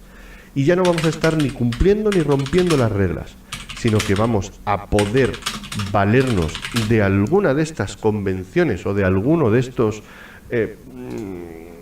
convencionalismos para aplicarlos o esconderlos si no favorecen a nuestro mensaje. De nuevo, el interés, el punto de atención, lo que nosotros queremos que el espectador vea cuando tiene un primer vistazo a nuestra imagen es lo más importante. Las reglas de composición nos pueden ayudar a potenciar ese punto de atención y que vaya a donde, que el cerebro del espectador realmente vaya a donde nosotros queremos. Pero en algunos casos no todas esas reglas o no todas esas convenciones tienen por qué cumplirse. En ocasiones cumplirlas perjudica a la imagen y también tenemos que tenerlo en cuenta. Así que las reglas no están ni para seguirlas ni para romperlas, están para entenderlas. Y la mejor forma de entenderlas es dejar de llamarlas reglas. Vamos al siguiente. Muy bien, Antonio. ¿Qué les ha parecido hasta ahora? Espectacular. Los invito a que se suscriban al canal de Antonio Garci. Es uno de los mejores canales sobre fotografía en español. Y también los invito a que se suscriban a mi canal para que me sigan y me ayuden a crecer este proyecto fotográfico que, como siempre les he dicho, no es mío. Esto es de ustedes. Continuemos con Antonio. Y bueno, pues aquí volvemos un poco al punto inicial, al de solo puedes conseguir buenas fotos con buenas cámaras, con cámaras caras. Bueno, pues uno de los efectos que nos suelen dar las cámaras caras es el bokeh, el desenfoque. Aquí hablo de cámaras, pero también vamos a hablar de objetivos. El séptimo mito que yo creo que hay que romper es el de que solo podemos conseguir un bokeh precioso, un bokeh hermoso, un gran desenfoque del fondo con lentes súper caras, súper luminosas y con cámaras full frame súper caras y de alta gama. Bien, mentira, ya está. ¿Sí? Nosotros podemos, sabiendo utilizar y sabiendo de fotografía, nosotros podemos generar bokehs. Es simplemente tener la apertura correcta, la distancia correcta del objetivo o del fotógrafo a la persona y la distancia correcta de la persona con el fondo. Eso es lo que genera el desenfoque. Se pueden lograr con todos los lentes. Yo tengo una cámara, la Alpha 37, y con ella lograba unos desenfoques, inclusive con el lente de Kip. Ya tiene un 18-55, 3.5, 5.6, era la apertura de ese lente, o es la apertura de ese lente, y me daba unos desenfoques fantásticos. Vamos a ver qué habla Antonio sobre este tema. ¿Lo digo? ¿Lo explico? Bueno, pues os lo explico. La profundidad de campo, como todos sabéis, depende de 4 factores. Uno de ellos no lo podemos controlar relativamente, aunque si vamos a comprar una cámara sí lo podríamos controlar, que es el tamaño del sensor. De todos es sabido que cuanto mayor sea el tamaño del sensor, menor va a ser la profundidad de campo, y eso también va a favorecer a que el bokeh, a que el desenfoque del fondo sea más notorio, sea más... Me tocó abrir la puerta, está haciendo mucho calor. No se perciba tanto que estamos, que tenemos en el fondo. Bien, bueno, vale, perfecto. Hasta ese punto te lo puedo comprar. No es tan determinante, sin embargo, como los otros 3 factores que sí podemos manejar dentro de nuestra cámara para conseguir desenfoque del fondo, es decir, poca profundidad de campo. El primero, lo conocemos todos, el diafragma, la apertura. Un 1.4 va a tener mucho más desenfoque que un objetivo que sea 2.8 o incluso un objetivo que sea f4. Bueno, otra cosa que sí cambia en el tema de los lentes es que los lentes más caros tienen mayor cantidad de laminillas al interior del lente como tal, que son las laminillas que se abren y se cierran para el diafragma. Y entre mayor cantidad de laminillas, el desenfoque tiende más a ser circular. Y ese es un desenfoque mucho más bonito que el desenfoque que da un lente de menor calidad, que tiene menos laminillas. El círculo realmente no es un círculo, sino que va a ser ya más como un rombo y no es tan atractivo visualmente. A la gente les gusta mucho más los desenfoques que tienden a ser mucho más circulares. No sé, ¿ustedes qué opinan? Perfecto, te lo compro. No hay nada que discutir ahí. Pero también influyen otros parámetros. Yo, por ejemplo, aquí tengo un fondo bastante enfocado y podría estar a 1.4 perfectamente, aunque estoy a f4, pero a f1.4 este fondo de aquí que tengo yo, si estáis viéndolo en YouTube, no sería tan notorio, no estaría tan desenfocado. ¿Por qué? Porque el otro de los parámetros que influye en la profundidad de campo es la longitud focal. Y yo ahora mismo estoy aquí con un 16 milímetros grabándome en vídeo. Esto hace que cualquier diafragma prácticamente pueda darnos una profundidad de campo suficientemente amplia. Cuanto más angular, ya sabéis, mayor profundidad de campo. Así que necesitaríamos un tele y con un teleobjetivo de 85, 135, 200 milímetros, incluso a f8 y a f11 vamos a conseguir desenfoques, vamos a conseguir bokeh. Más bonito, menos bonito, eso ya lo voy a dejar a criterio de cada uno de vosotros, porque al final tampoco creo que esto de bokeh hermoso sea algo tan notorio, por así decirlo. Muchas veces ni siquiera queremos bokeh y caemos un poco en ese... Nos juega en contra, porque el fondo a veces también es interesante y lo eliminamos, en algunas ocasiones lo eliminamos sin necesidad. El cuarto parámetro que me faltaba por deciros es la distancia de enfoque. No es lo mismo que yo me enfoque muy cerca, con lo cual el fondo va a quedar muy desenfocado, a que yo esté enfocando algo que está más lejos y va a dejar el fondo más enfocado. Cuanto más cerca esté el foco, cuanto menor sea la distancia de enfoque, mayor desenfoque van a tener los elementos que estén en el fondo. Era lo que yo les comentaba sobre la distancia del fotógrafo a la modelo y de la modelo al fondo. Eso nos permite hacer esos desenfoques. ¿Listo? Aquí lo está ratificando un maestro de la fotografía. Y esto es algo que también muchas veces nos cuesta entender. Si yo tengo un objetivo, vamos a poner un 85 milímetros, pero estoy lejos del motivo, el fondo va a quedar más enfocado. No va a quedar tan desenfocado, tan con ese bokeh brutal, maravilloso. Necesitaría, si estoy lejos, mayor longitud focal. Pero si estoy cerca, voy a desenfocar todo y voy a desenfocar incluso con f8, con f11. Así que tenemos que jugar con esos 4 valores. Uno de los ejercicios que yo hacía en clase cuando daba clases en la escuela de iniciación era un ejercicio muy sencillo. Cread un desenfoque poniendo la cámara con una apertura de diafragma de f8. buscaos la vida. La mayoría de los que empezaban además solo tenían un 18-55, que es el objetivo que solía venir en los kits de las cámaras reflex clásicas. Bueno, ¿cómo solucionaríamos ese taller que nos está proponiendo Antonio? ¿Alguno lo ha hecho? ¿Alguno ha tenido desenfoque? Era lo que yo les decía, yo lo hacía con mi cámara Alpha 37 con el lente y realmente era fácil. Es simplemente, como él lo mostró ahorita cuando estaba acercando la mano, es simplemente tener la cámara muy cerca al objetivo, como cuando estamos haciendo macrofotografía. Por eso las fotografías macro tienen ese desenfoque tan grande y no necesariamente las están haciendo con teles o las están haciendo con con cámaras súper costosas, con lentes hiper mega costosos. Vamos a ver él cómo lo solucionaba en la escuela.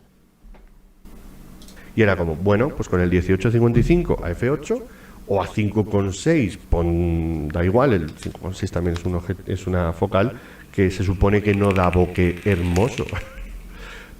Hacedlo, probadlo, intentad desenfocar. Y lo terminaban consiguiendo. ¿El secreto cuál era? Muy sencillo. Ponerse a 55 muy cerca del motivo. En este caso, pues a lo mejor cogían una flor. Y ya está, y salía desenfocado el fondo, porque se puede hacer, porque se trata de entender los valores y los parámetros. Lo logré. De verdad, es simplemente conocer el equipo, conocer las cosas con las cuales trabajamos y hasta dónde podemos lograr con nuestro equipo. Si el bokeh que tenéis no es tan desenfocado, a lo mejor antes de comprar otro objetivo tenéis que dar una vuelta a estas cosas. Me estoy dejando lo mejor para el final. Voy a hacer uno muy rápido, el número 8. La fotografía hecha con teléfonos móviles no es fotografía de verdad. Vale. Yo creo que aquí podemos tener un programa dedicado solo a eso. He hecho varios vídeos en mi canal de YouTube, hemos hecho clases en el aula virtual y tenemos muchísimos recursos de nuestro amigo Rodrigo Rivas, que es uno de los fotógrafos que con más insistencia ha defendido el uso de la fotografía con smartphones y la fotografía con teléfonos móviles. Bueno, aquí yo he visto varios videos en TikTok, sobre todo en TikTok, y bueno, algunos en Instagram, en el cual ellos hablan de que muestran todo el equipo, no sé si los han visto, muestran todo el equipo y dicen cuando el cliente empieza a recortar el presupuesto y terminan mostrando el celular. Aquí Antonio quiere romper este paradigma. Vamos a ver si hacer las fotografías solo con el celular se puede considerar fotografía o no. Que en algún momento pues también pasará por aquí y hablaremos de este tipo de cosas, de los usos, de las necesidades, etcétera. La fotografía con teléfonos móviles, con smartphones, no solamente no es inferior, sino que en muchos casos soluciona problemas a los que una cámara reflex, mirrorless, una cámara con objetivos intercambiables, le es mucho más difícil solucionar. Fotografía más instantánea, más espontánea, fotografía con una profundidad de campo extrema. Acordaos que hemos hablado antes del tamaño del sensor. El tamaño de los sensores de los móviles es muy pequeño. Problemas que se pueden solucionar incluso con fotografía computacional, como fotografías en las que podemos crear un foco completo a la hora, perdóname que me estoy liando, haciéndonos valer de varias. Tranquilo, te perdonamos. En diferentes puntos para unirlas y crear una hiperfocal. Bien, hay smartphones que te permiten hacer una foto en la que todos los planos están enfocados y tú después por software puedes decidir cuál es el plano que enfocas. Bueno, aquí en la telefonía con celular sí prima la calidad del celular.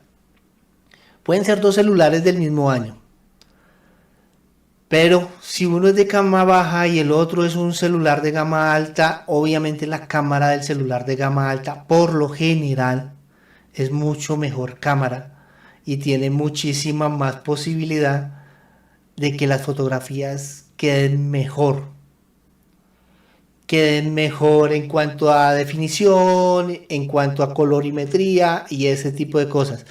Lo que no me gusta de los celulares es el tema de la edición. Por lo regular ellos, muy poquitos generan en RAW los archivos, sino que los generan en JPG. Entonces ya cuando vamos a coquetear un poquito con o tocar un poquito las fotografías, se tratan a dañar. A mí me pasó, estuve haciendo una sesión de fotografía con una modelo bellísima, divina. Era una fotografía en lencería, algo muy, muy, muy, muy bonito. Y ella llevó a su pareja. Y su pareja a lo largo de la sesión de fotografía le estaba realizando algunas fotografías. Estaban con un iPhone, con el 13. Estaban con el iPhone 13 y haciéndole las fotografías. Terminamos la sesión y bueno, después ella me contactó y me dijo que habían unas fotografías de esas que había tomado su pareja que si yo se las editaba. Yo le dije, listo, mándame los archivos, me mandó los archivos. Pero eso no se podía editar, o sea, era muy difícil editarlas.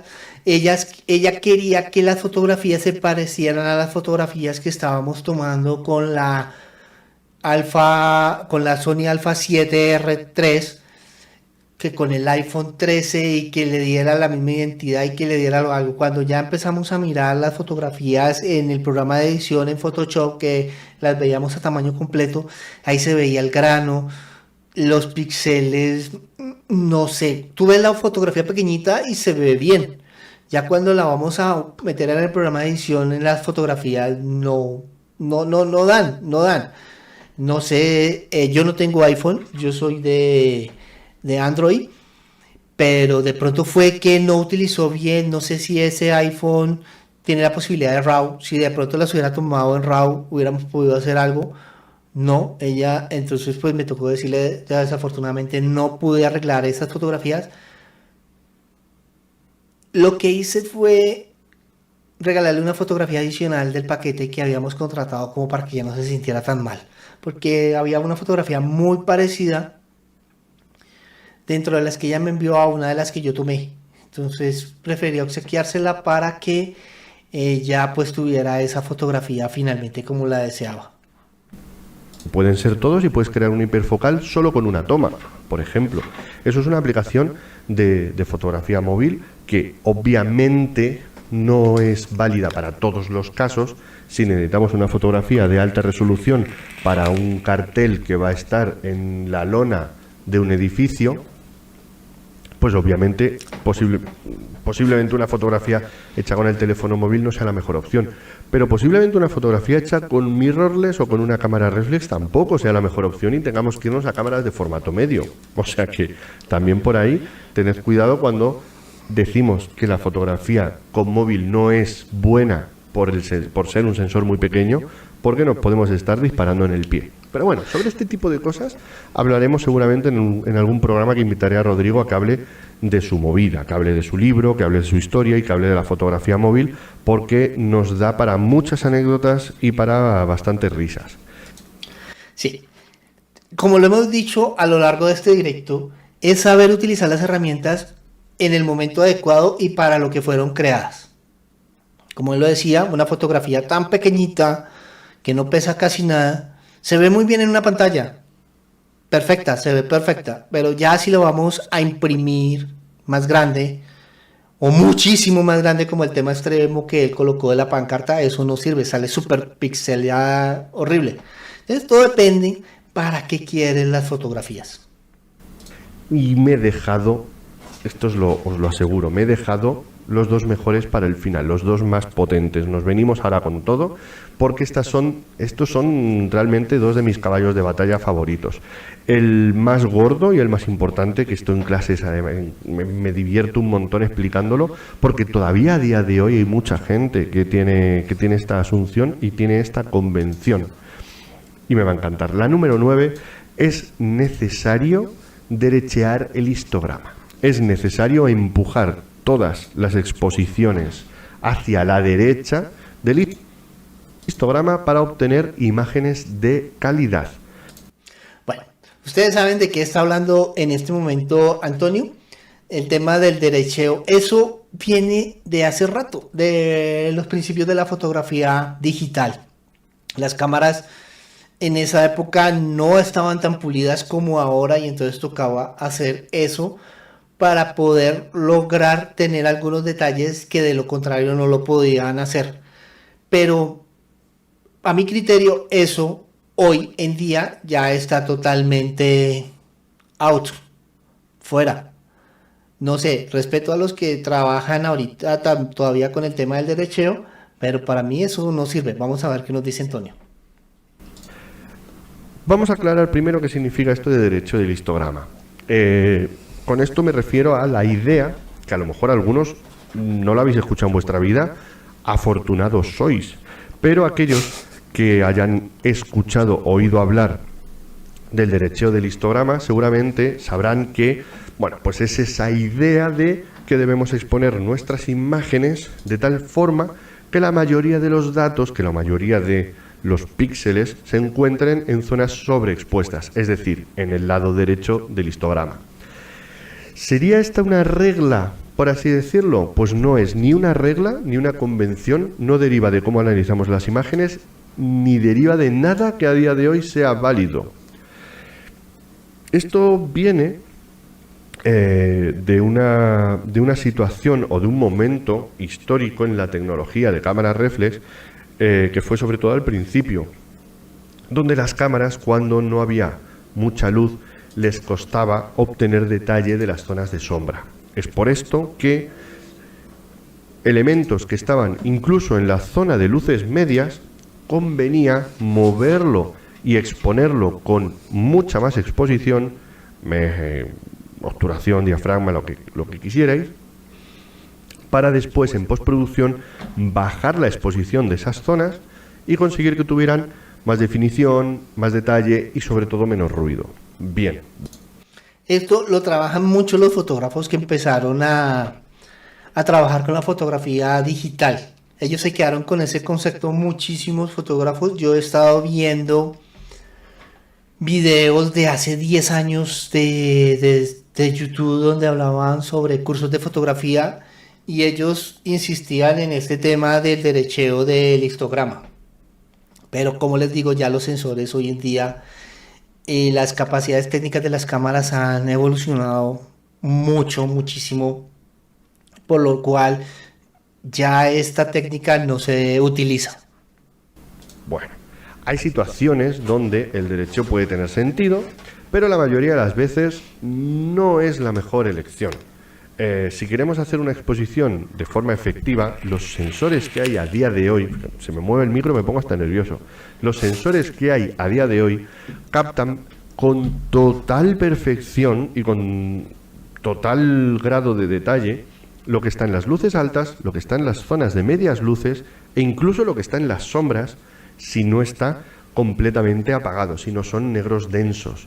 Pero a día de hoy los sensores son perfectamente capaces de obtener información de las sombras sin necesidad de derechear el histograma y jugártela a sobreexponer zonas de altas luces.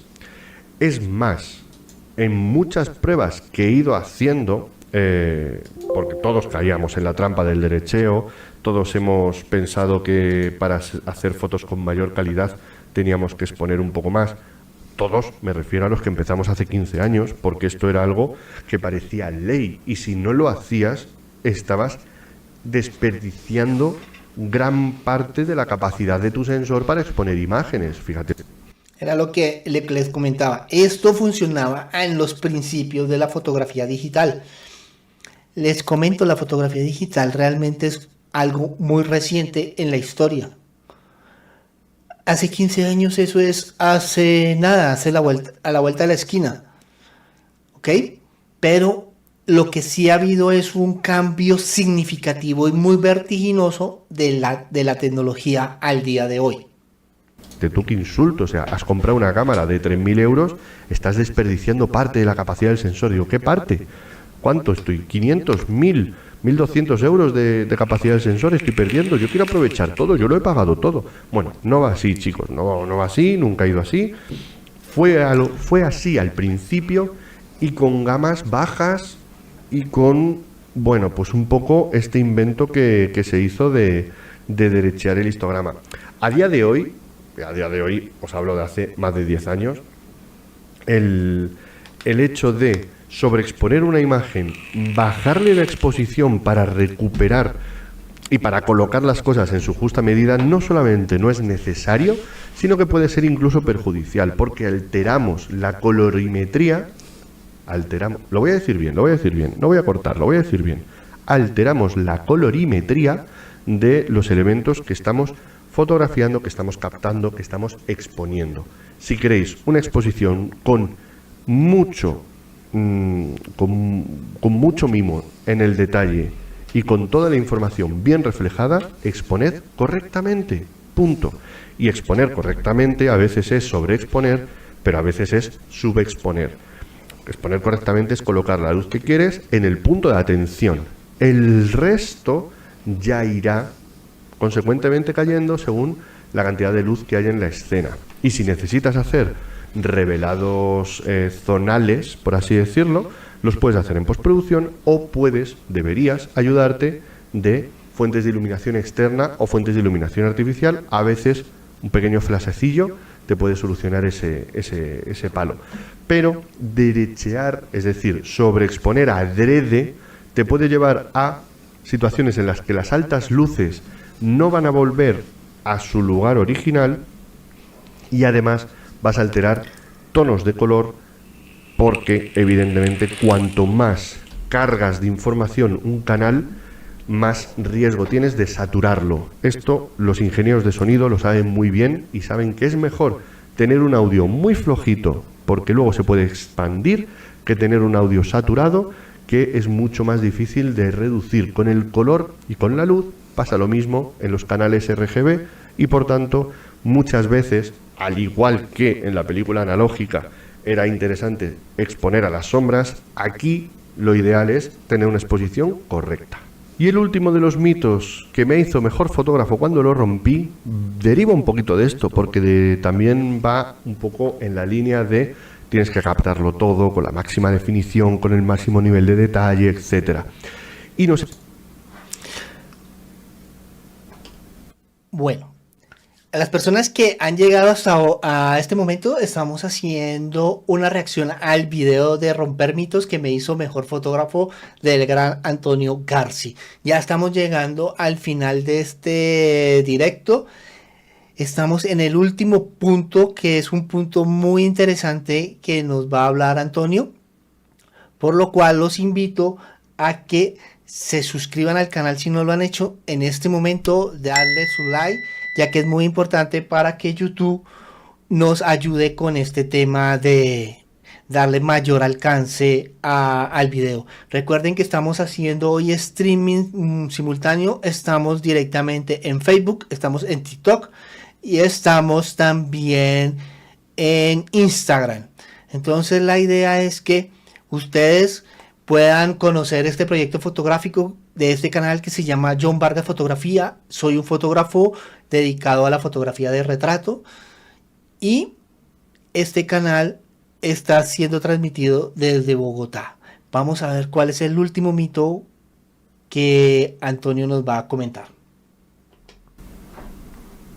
Nos empeñamos muchas veces en controlar altas luces sin quemarlas y controlar zonas muy oscuras sin que lleguen a ser negras del todo. Y en zonas o en situaciones en las que hay mucho contraste, la pérdida de detalles en ciertas áreas puede ser bastante significativa. Pero nosotros como fotógrafos tenemos que tomar decisiones sobre nuestras imágenes y sobre nuestras fotografías. Así que vamos a romper el 10º mito. Debemos intentar capturar cada detalle en el rango dinámico de una escena. ¿Ustedes qué opinan?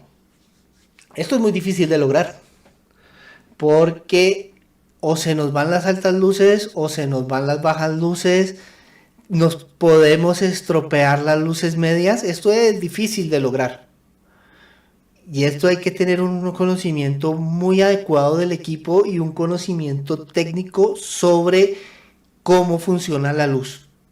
Vamos a ver qué nos dice Antonio. El rango dinámico de una escena es el sacrosanto vademecum de nuestra imagen, es el santo grial. Pues bueno, igual no tanto. No tenemos que captar absolutamente todo lo que hay en una escena. Punto pelota. Si tenemos zonas quemadas, es posible que sea necesario, interesante, o a veces incluso que no nos quede otra que perder esos detalles. Si tenemos zonas muy negras, muy oscuras, y estamos haciendo una clave baja, puede ser muy potente o puede ser simplemente de mucha ayuda que lo dejemos en zona de negros sin detalle. Aquí la clave baja hay que tener presente que es una fotografía muy dramática, muy intensa. Y entonces, aquí en este tipo de fotografía, por lo regular sí se pierde bastante detalle en las zonas negras. Tenemos que estar conscientes de que estamos haciendo una clave baja, que queremos una fotografía dramática, que queremos una fotografía con fuerza, con expresión, con un mensaje, ¿ok? Pero a veces se tiran las fotografías porque tratan de eliminar esas sombras que pueden ser interesantes si el mensaje del cual nosotros nos estamos pegando lo estamos transmitiendo a través de la fotografía. Porque no tiene sentido hacer una fotografía en clave baja y hacer una fotografía sin tanta fuerza y sin tanta carga emocional. No sé si me entiendan. Por eso es muy importante saber qué estamos haciendo para poder lograr los resultados que realmente queremos. Si yo no quiero una fotografía tan dramática, con unas sombras tan intensas, con un contraste tan alto entre luces y sombras, es mejor no hacer clave baja, porque no es el mensaje más adecuado que estamos transmitiendo o la forma de lograr el mensaje que queremos transmitir. Porque eso va a reforzar la idea de que está oculto, de que está escondido, de que es misterioso. Las altas luces también nos van a dejar esa sensación de luz, incluso muchas veces luz de más envolvente, y nos va a colocar los elementos. Si nosotros, imaginaos un poco que estamos haciendo una foto de una pareja, de una familia en contraluz, y tenemos el cielo con demasiada luz, muy quemado. Las dos opciones que tenemos serían dejar el cielo completamente quemado o intentar apagarlo. Si intentamos bajar un poquito la exposición del cielo, la familia se nos va a quedar completamente a oscuras, completamente negra. Viene ahora la segunda opción. ¿Qué hacemos con eso? Vamos a respetar el cielo. ¿Qué hacemos con los personajes? ¿Les podemos añadir luz? Bueno, si podemos, bien, pero ¿y si no podemos? ¿Qué hacemos? ¿Revelamos por zonas y les levantamos? Eso va a tener un tufo HDR mal hecho que desde luego va a destrozar nuestra fotografía. Muchas veces el cielo tiene que estar quemado y no pasa nada. La pérdida de detalles en algunas áreas de nuestra imagen puede ser creativamente significativa y puede ser narrativamente interesante. El control selectivo del rango dinámico, ya os digo, es una poderosa herramienta para transmitir emociones. Es una frase muy bonita que acabo de decir, porque la tenía aquí escrita, pero es que viene al hilo, porque es algo así como el leitmotiv que yo me apliqué en muchos de los esquemas de iluminación que yo aplico. En algunas ocasiones veréis en mi canal de YouTube, uno de los últimos vídeos trata sobre eso, sobre un fondo tan quemado con tanta sobreexposición de luz que el rebote de esa luz incide iluminando el frontal del sujeto. Pero evidentemente el fondo queda sobreexpuesto sin detalle.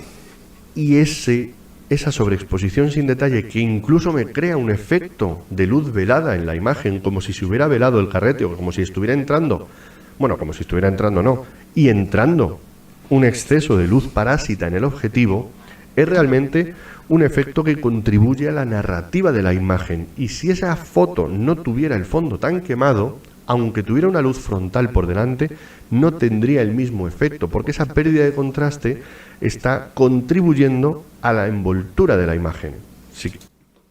Sí, ese tipo de fotografías son muy espectaculares, son muy geniales. Yo estuve viendo ese video y de verdad se los encargo que vean ese video. Es maravilloso. ¿Queréis saber de lo que estoy hablando? Iros a uno de los últimos vídeos del canal, se llama Blown Out, y ahí vais a ver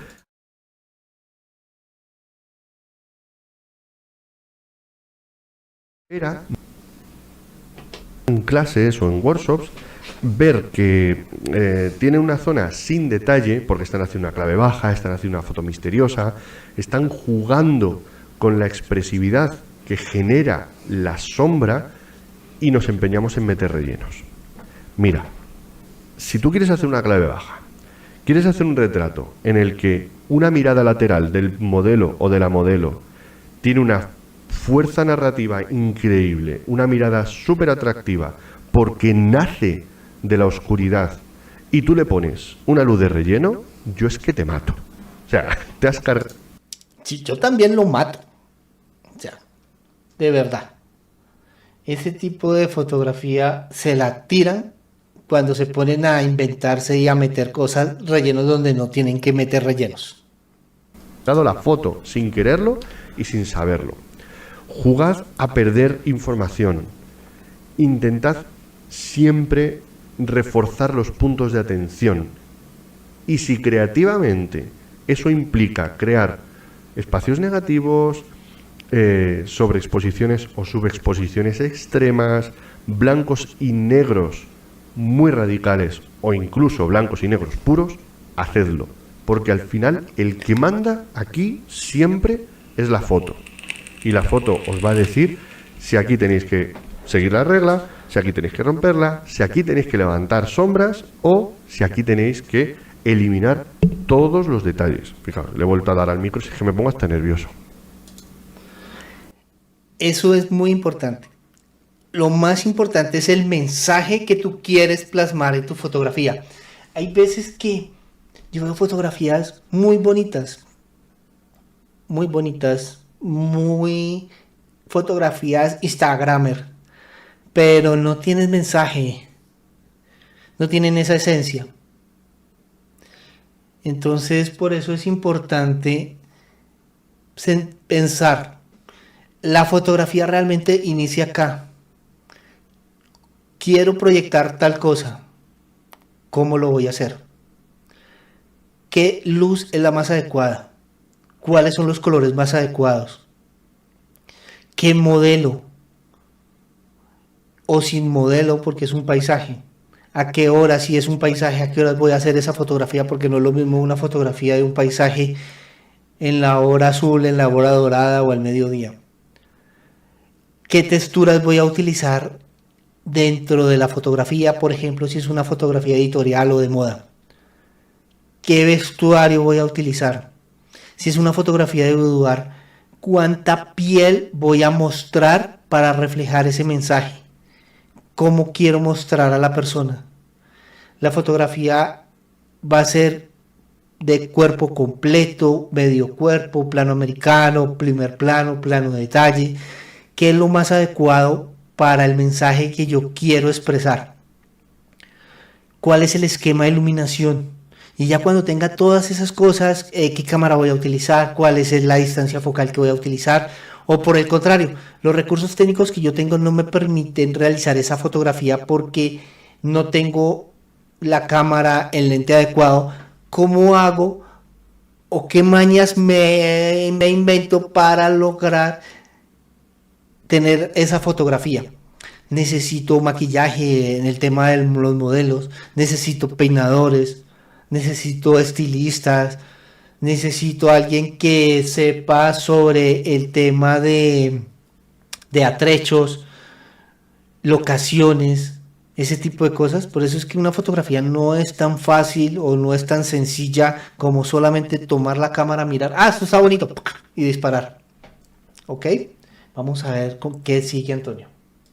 En fin, esa es un poco la última de las cositas que quería contaros, el último de los mitos que quería romper aquí con vosotros. Como veis, al final también hablamos un poco de errores, hablamos un poco de lecciones, pero quería ceñirme, en cierto modo, a aquellos aprendizajes que damos por sabidos y que muchas veces tenemos que poner en tela de juicio, tenemos que discutir y tenemos que ponerlos en suspenso, reflexionar sobre ellos y ver si realmente contribuyen a nuestra fotografía o incluso, como os decía al principio del programa, nos están limitando.